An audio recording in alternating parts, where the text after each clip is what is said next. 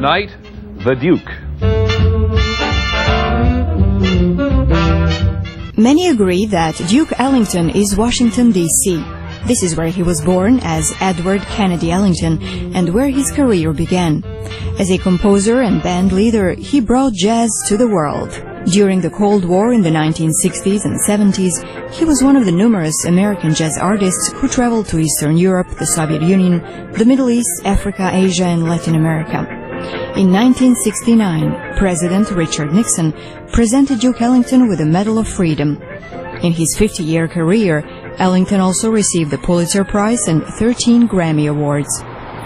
Today, Mercedes Ellington, Duke Ellington's granddaughter, keeps her grandfather's legacy alive as president of the Duke Ellington Center for the Arts.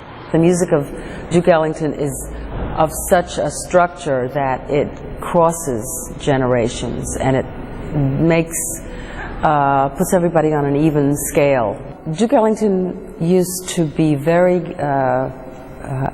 charming and very gracious and appreciated his career to such an extent that when he was invited to play in different countries especially, he would compose a suite dedicated to that country.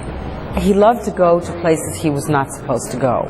So he never labeled his music. It was not jazz, it was not this, it was just, he said it was American music.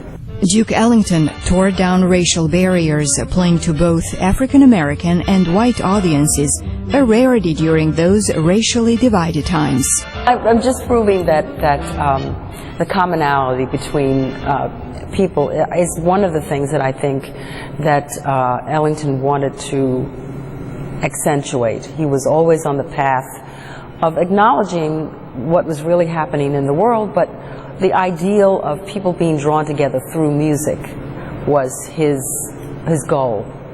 And he was constantly writing. Every day he wrote. He wrote every day, even when he was ill, dying in the hospital.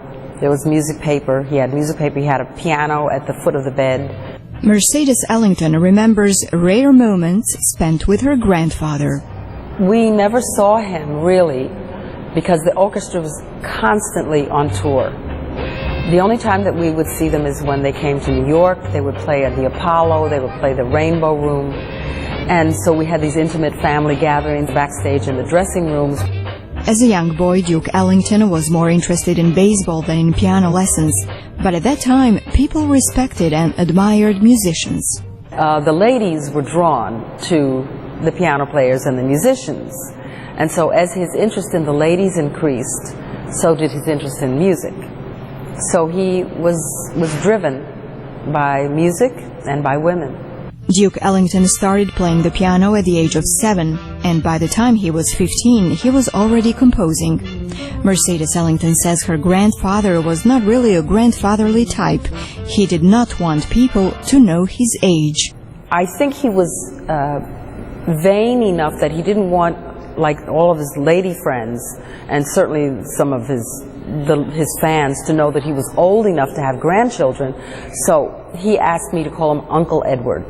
Mercedes traveled with the band to Russia in the mid-1970s and got to see her grandfather's popularity firsthand. People were running on the tarmac alongside the plane as we landed with bouquets of flowers, and they had been listening to the music of Duke Ellington through Radio Free America. There were enough Russian people who knew about the music and had secret recordings of the Ellington band, so there was great reception everywhere we went. The musical revival, Sophisticated Ladies, based on Duke Ellington's music, has just opened at the historic Lincoln Theater in Washington, D.C., where Ellington used to perform. The original Broadway production from 1981 was nominated for 8 Tony Awards and won 2. Sophisticated Ladies stars famous Broadway choreographer and dancer Maurice Hines. Since Mercedes Ellington is herself a professional choreographer, she's the artistic consultant for this performance, which celebrates life and work of her grandfather. He lived to work, and so when he traveled and toured, that was when he was in heaven. Duke Ellington wrote more than 3,000 compositions during his career. After his death in 1974, his son Mercer Ellington, Mercedes's father, took over the orchestra. The Duke Ellington legacy continues to live and will endure for generations to come.